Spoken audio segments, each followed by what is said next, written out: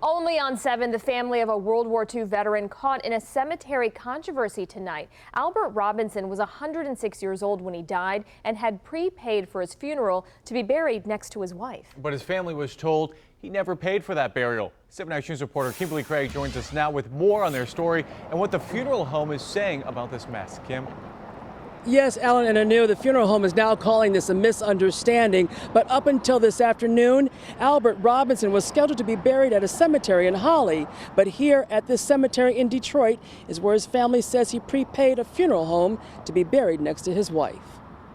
How many World War II vets are living that are 106 years old that have a prepaid funeral and may have to worry about this down the line like we are worrying about it now? Albert Robinson was married to the love of his life, Gladys, for over 50 years. Mr. Robinson, a retired Chrysler worker, was also an American hero, a veteran of World War II. He was proud to serve his country. Mrs. Robinson died 20 years ago, and when Mr. Robinson paid for her funeral and burial here at Evergreen Cemetery, Rose Moore says her uncle also prepaid for his own, just over $12,000 in 2 checks paid to Hutchison Funeral Home.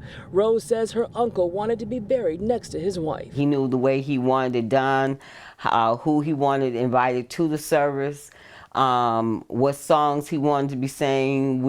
He even picked his suit, his shirt, everything totally out in 1999 to where he wanted to be buried. But when Mr. Robinson died last week, Rose said Hutchinson Funeral Home told her that her uncle only prepaid for his funeral, not his burial. But here on this receipt from 1999, it says $1,600 is for Evergreen Cemetery. Still, the family was told if they didn't want to be charged anything else, he'd have to be buried at the Great Lakes National Cemetery in Holly. The hurting part of it is that how do you separate a marriage for over 50 years and put one place and another in another place? And now someone else is buried next to Gladys. She told me at that time that Hutchison Funeral Home had not paid for my uncle's plot opening or closing. We went to Hutchison Funeral Home today and were told there must have been a misunderstanding, and they said they would make arrangements with the cemetery to do a double-depth burial